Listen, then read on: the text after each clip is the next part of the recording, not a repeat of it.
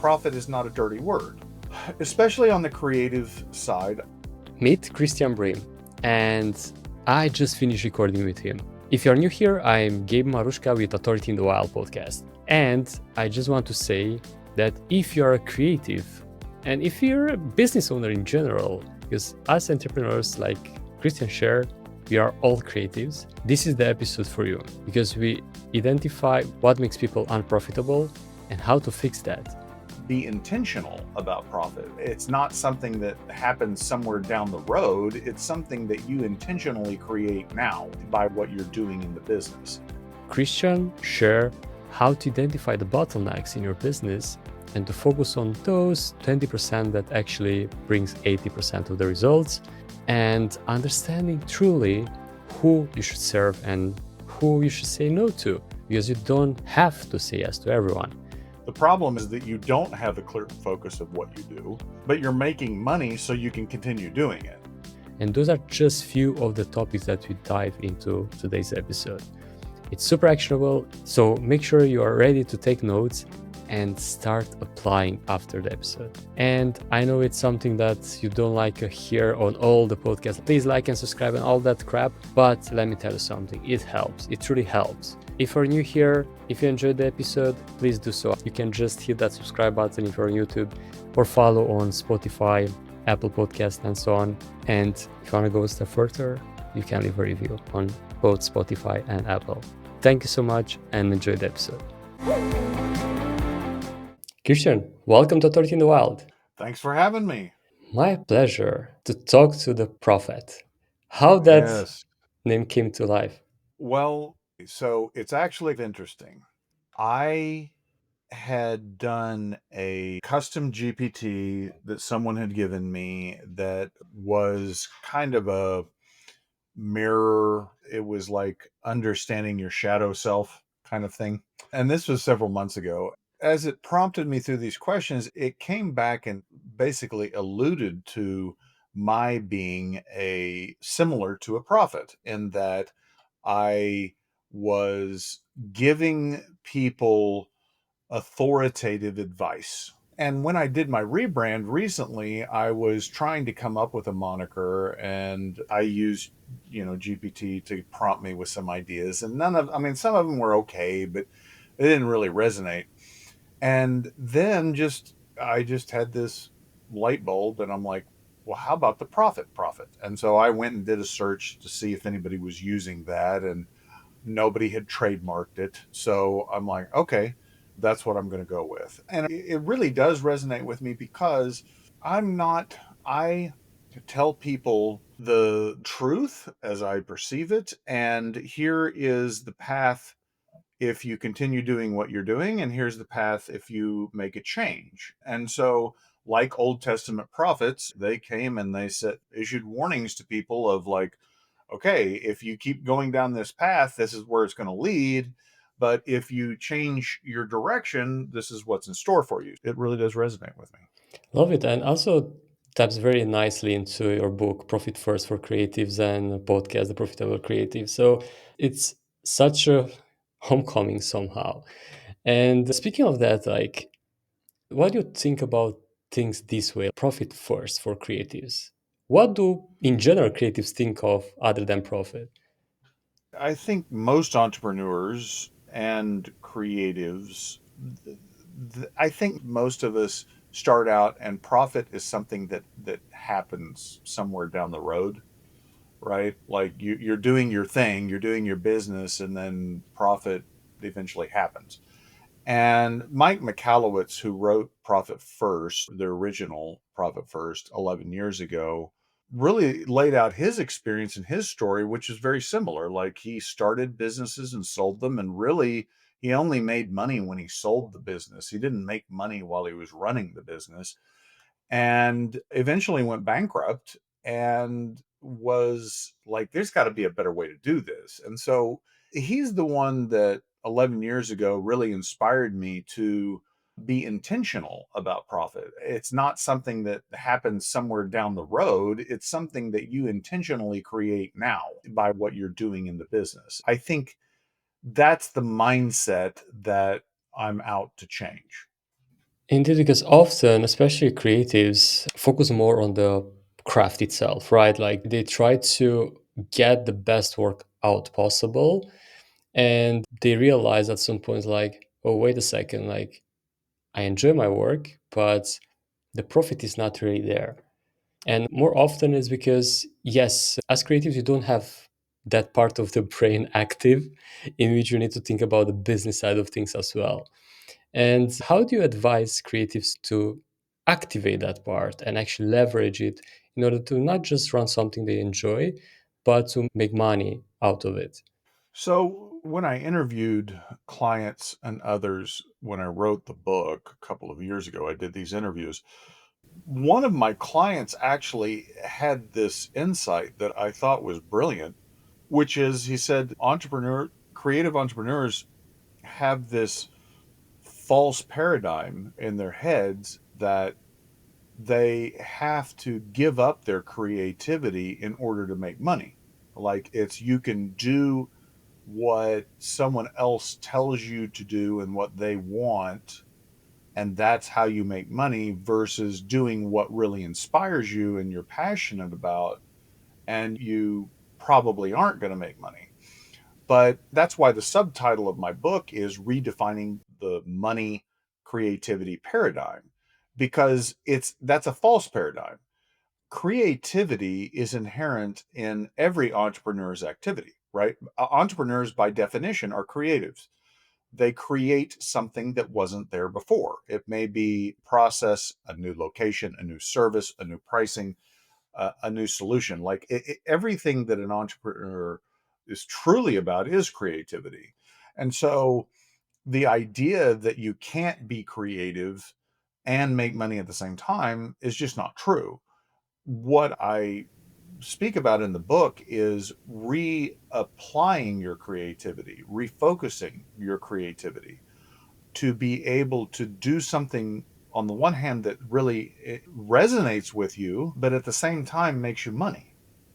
That's not necessarily a bad thing. Profit is not a dirty word. I think, especially on the creative side, a lot of creatives have this idea that making money off of someone else is a bad thing. But the reality is that as creative entrepreneurs, you're solving a problem for your customer or client, and you're being compensated with what they believe to be a reasonable price. And so the question really, and this is a whole chapter in my book, is figuring out what that problem solution is and how to price it.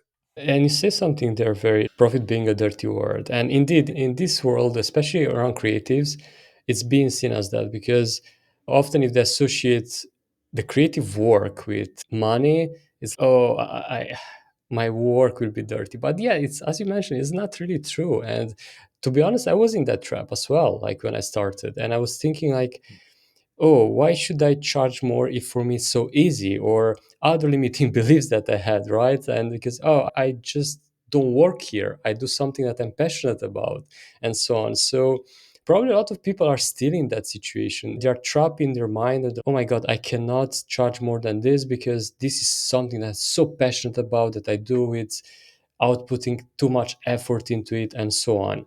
What do you say to them? That's a very interesting conversation. I first had it, and I have one of my earliest episodes on the profitable creative is with my daughter, and she's a figurative oil painter. And she went to college not for painting, but she decided once she graduated university, that's what she wanted to do. And as her dad and as an entrepreneur, I start asking questions. I'm like, okay, well, what are you going to create? Who are you going to create it for? What are you going to charge him? These kind of basic questions.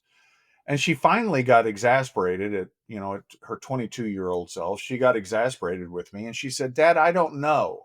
I just want to make what I want to make. And that's where that creativity and she would say there's a divine part of that creativity. Like that creativity comes from outside of herself, that you call it inspiration, whatever. But I think that's where it's really hard for creatives to separate that, like, you're somehow tainting the inspiration, the divinity of that creation by charging for it.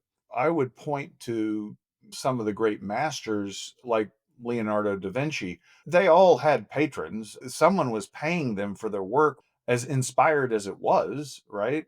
Now, did it affect what Leonardo did? Yes. He painted what the Pope told him to paint, right? That's part of it. But it didn't diminish the creativity of what he made. I don't know if that answered your question. Yes, it did. Because I often think about those times when I had those conversations to myself, with others that inspire me to change my perspectives. Now I laugh at them, but unfortunately, there's so much truth in the realities of people that are still struggling with that. And I think you truly put things into perspective for them to understand that, yes, you need that inspiration, but it's not a dirty thing to ask money for your work, because we are living in the world in which we need to survive first and foremost, and second, it's your time, it's your effort, it's your expertise, it's your years of working those skills and honing those skills. And let's say someone overcome that limiting beliefs and they truly believe in their work and they provide fantastic work, but they have no idea how to price it.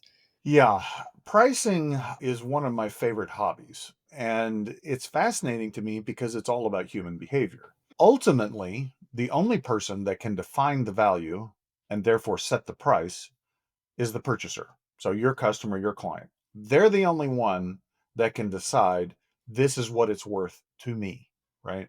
The market can't. That individual says, okay, I'm willing to pay you X for what you're doing. A lot of the financial and business aspects of pricing approach it from a cost standpoint. So they'll say, okay, well, this is how much time I have in it. These are my materials. This is how much I've had to pay third party vendors to help me do the work. And so then they build up their costs and they say, okay, on top of that cost, I want to make a 20% profit. And so that's how they figure out their pricing, which is fine. I mean, it works, but it leaves a lot of money on the table because that calculation, the way you're approaching it, has absolutely nothing to do with the value that they perceive. And to your point, like you said, I feel bad about charging for something because it didn't take me a lot of effort because I'm really good at it, or I've gotten really good at it and it doesn't take me much time. And so if you're approaching pricing based upon that cost plus methodology, the better you get at your craft, the less and less you make, which is completely backwards. And that illustrates that that has nothing to do with what the customer actually perceives as value. So I flip it around and use the concept of value pricing, which is not my idea. It's not something I came up with. And value pricing simply tries to figure out what the value to the customer really is, right? And in a business to business service, it's easier to figure out than like a business to consumer where there might be a lot of intangibles determining that value.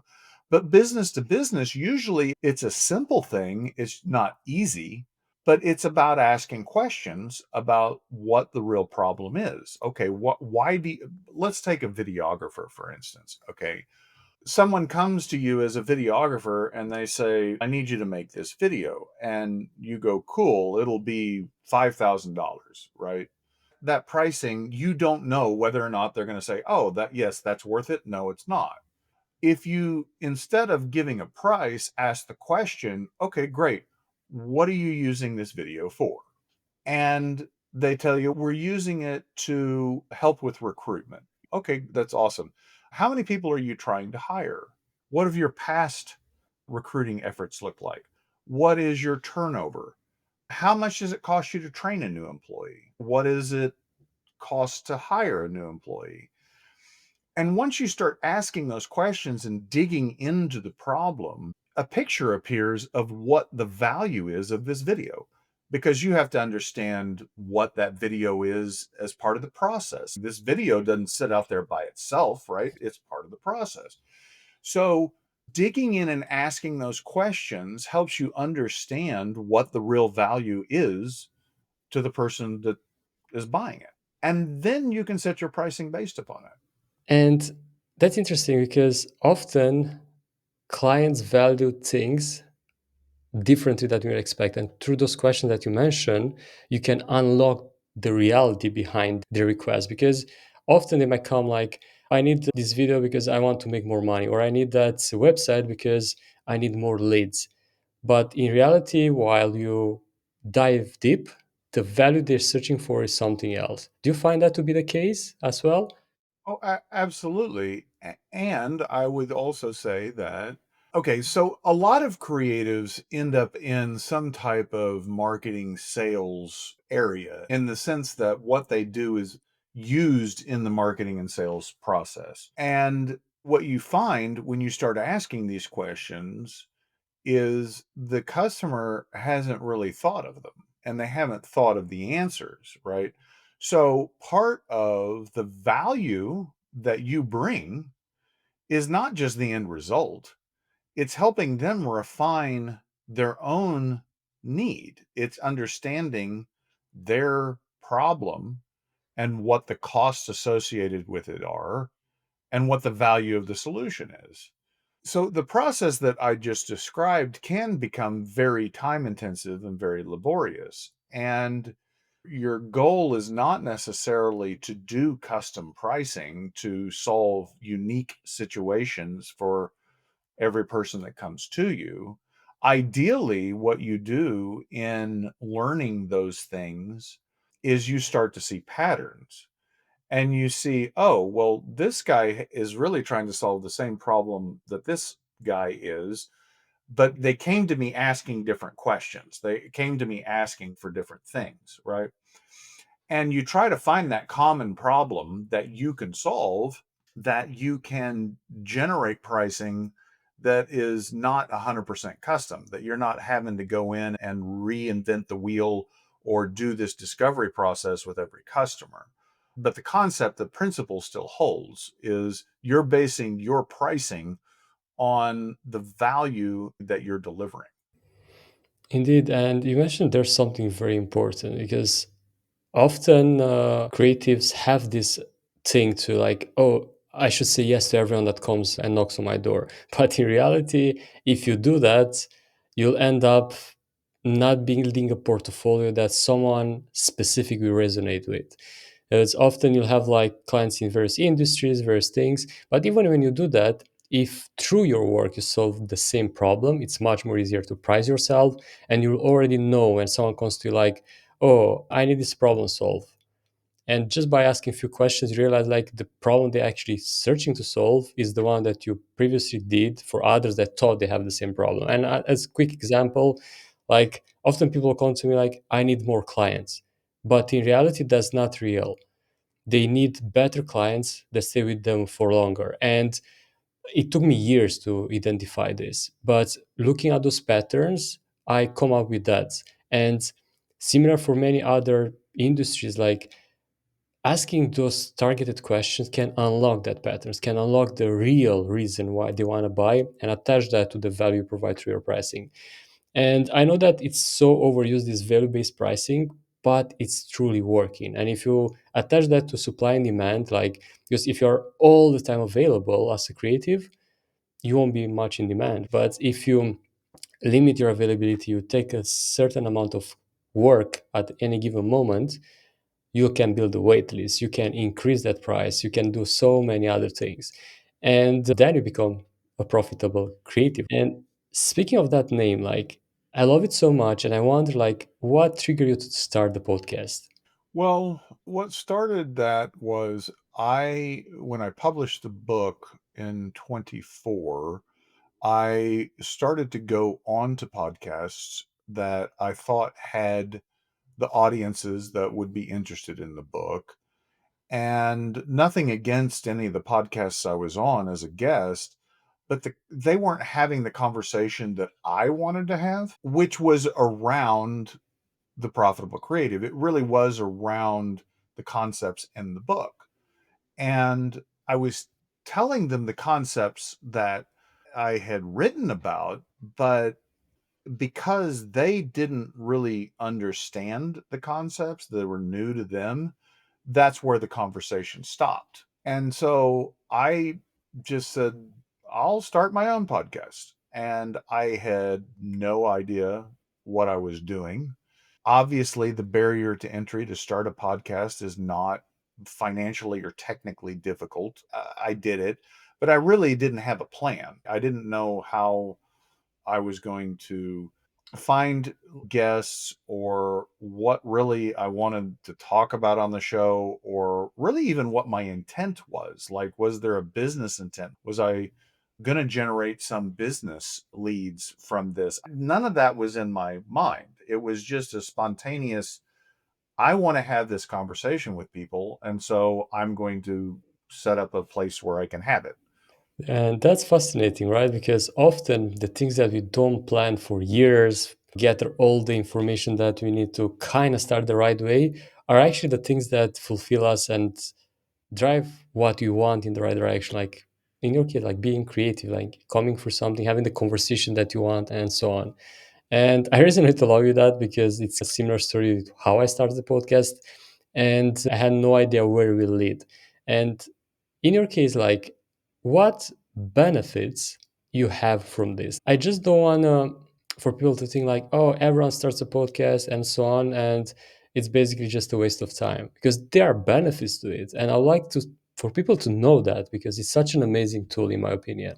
Yeah, I'm not a podcast expert. I can tell you how it's benefited us, and I think would benefit others. It helps you build your brand, if you will. It helps build trust with your potential market. You get the platform. It's not like you're going on other people's shows or you're trying to get publicity deal where you're trying to get featured on some show.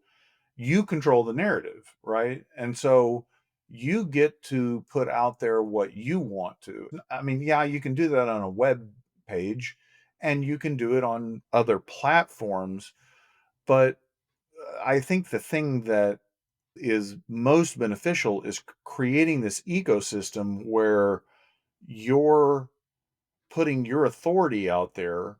In my case, it's a combination of the podcast, it's a combination of the book, it's a combination of I don't have a sample here, but we started recently an actual quarterly print newspaper, like an old tabloid style. And all of those things work together in an ecosystem where I'm putting this out there to my target market, and it establishes my authority, it establishes the trust, and hopefully resonates with them in a way that eventually draws them to us if they have a need. On the podcast, I rarely talk about what core does.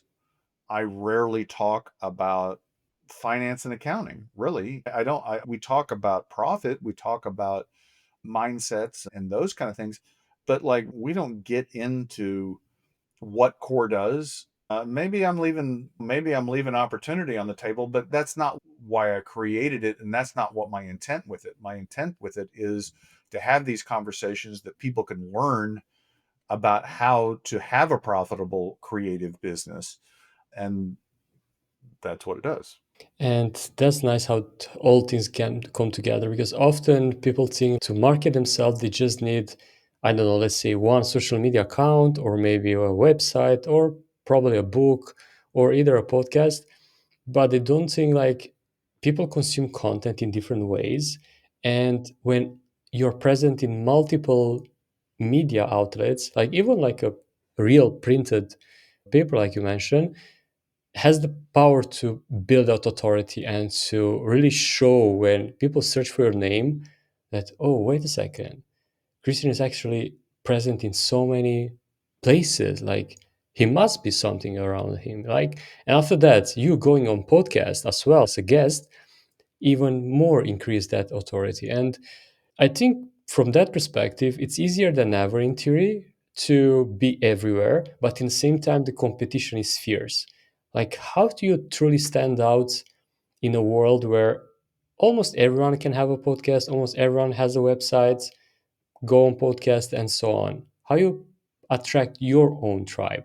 I think the best way to do that is to be as focused and clear as you can be.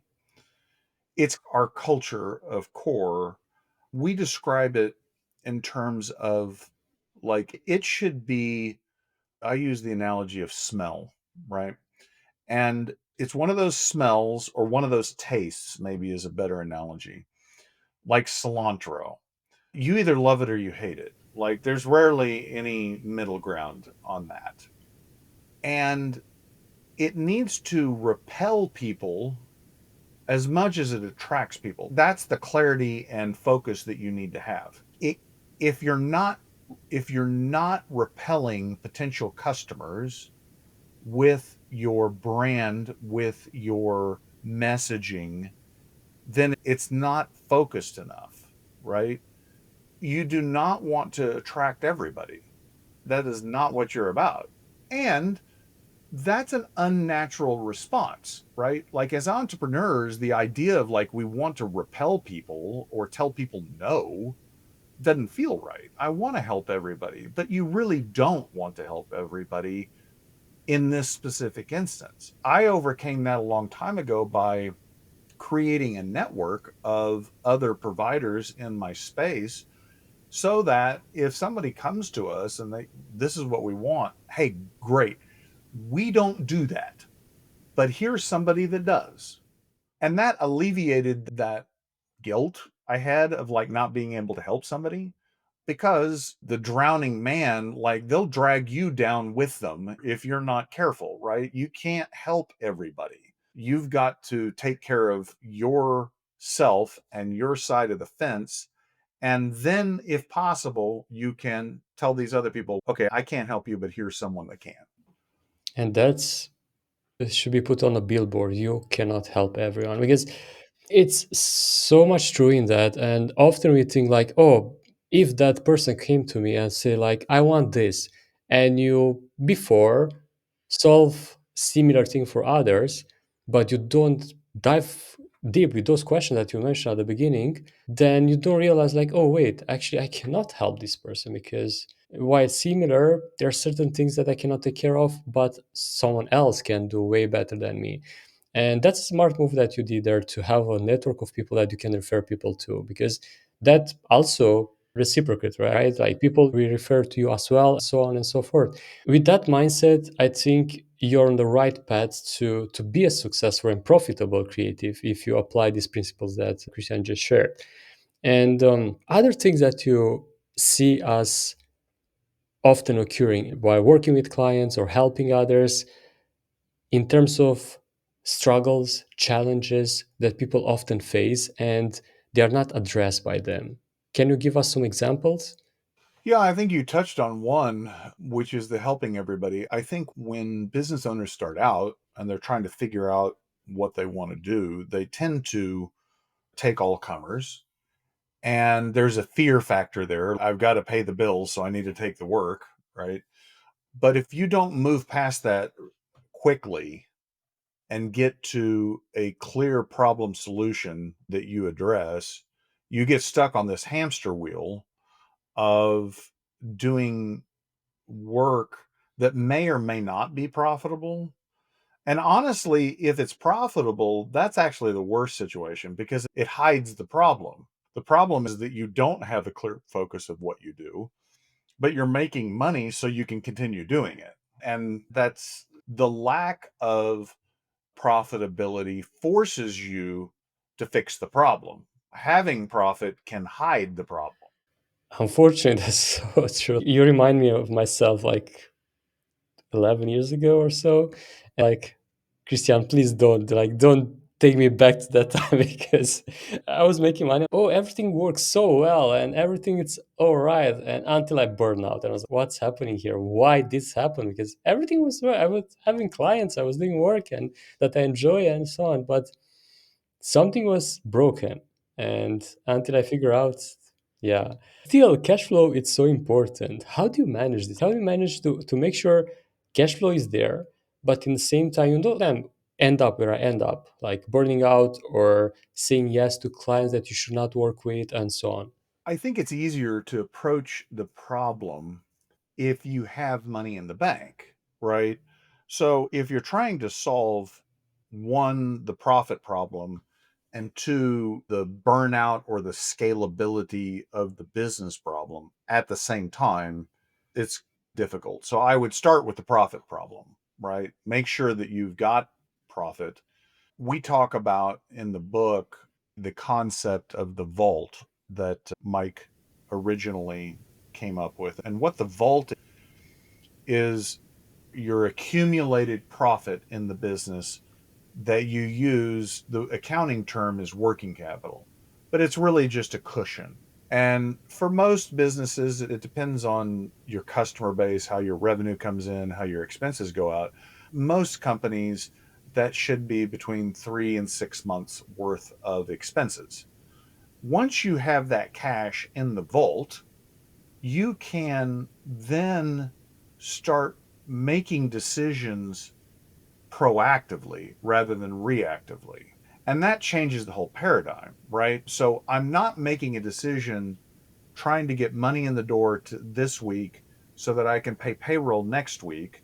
I'm not worried about if my marketing efforts or my lead generation efforts are working because I don't have an immediate need. I've got cash in the bank. That allows you to start looking at things differently and on a longer term.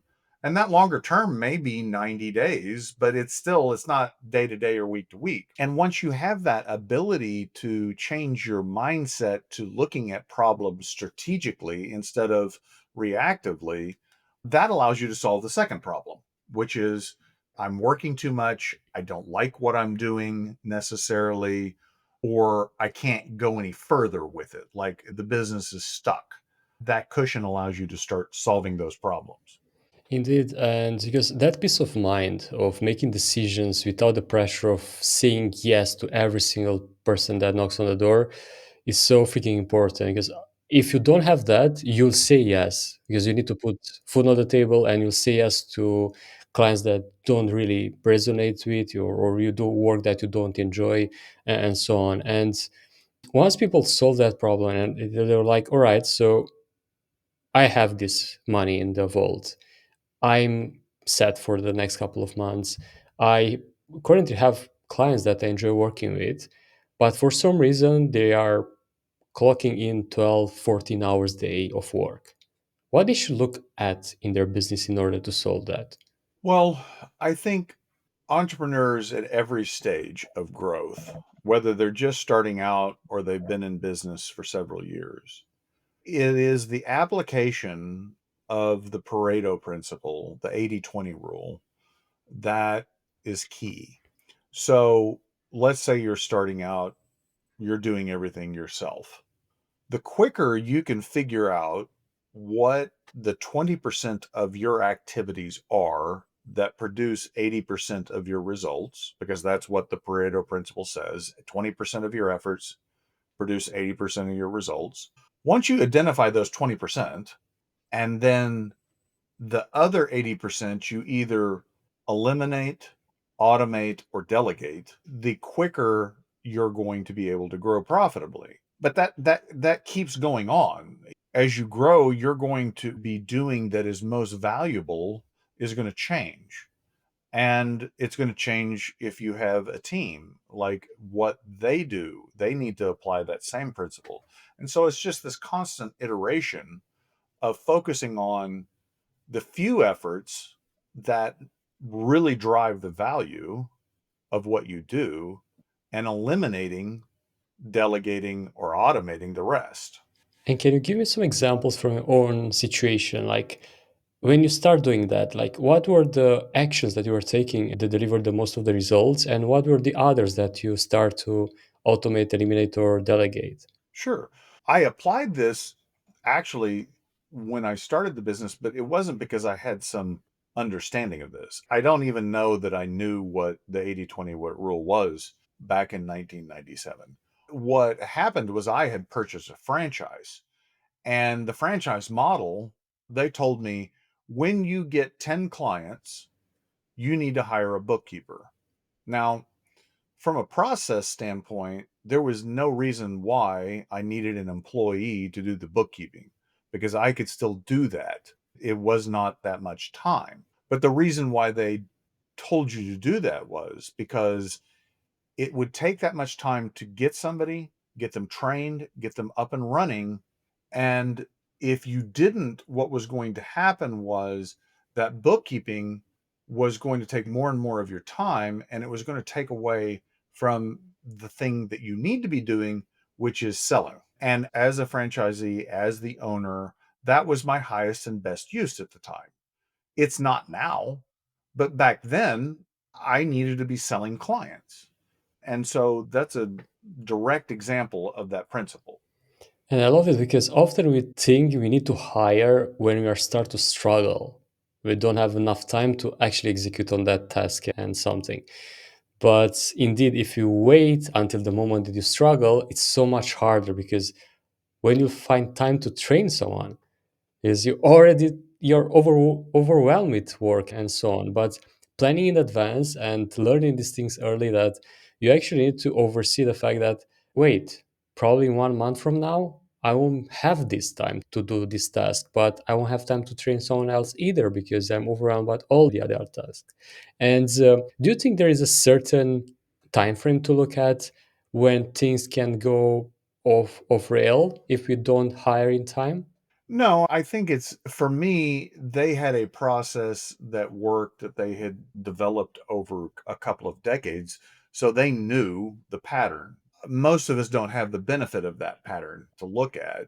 I think it is unique to your situation, but I think the important part is focusing on the 20% and understanding what the 20% is. I oftentimes ask business owners, like, what is the most valuable thing that you do? And sometimes they don't know the answer to that question. And you can't proceed until you understand what it is, like until you know what the most valuable activity you do is. And that's tricky, right? Because often you have no idea because you do that and that and that. And how do you identify truly what moves the needle more than the other things that you do? What question to ask ourselves? Sometimes it is obvious. I think it's an understanding of the problem solution value paradigm that we talked about, right? Like having a clear understanding of that gives you some clarity around what activity is most valuable. I think business, and this may sound like an oversimplification, and it really is, but it's also, that doesn't mean it's not true. Business is only two sets of problems. You either have to find the work or do the work. That's it. All of the problems can be categorized into one of those two buckets, right? And so I would start with that question. What is, they may both be a problem, but what's the more important problem? What are you struggling more with? And then look into that. And so if it's marketing and sales, getting the business, what is it that you do that is most valuable for that? If, on the other hand, it's getting the work done, then the same question. What is it that you do that is most valuable in getting the work done? Because most of the time, it's not something that's very time consuming. Most of the non valuable stuff is the stuff where all the time goes. Exactly, so true. And but probably because Well, and Gabe, let me throw this out at you as well. The 80/20 principle is fractal, which means that's a mathematical term that means that it repeats itself, right? So like crystals and spirals, these things are fractal things. So what that means is that 20% of the work that you do produces 80% of the results, It also means that 1% of the work that you do creates 50% of the value. And so sometimes focusing that small helps identify it. And so you work more than 100 hours in a month, but it's a good proxy.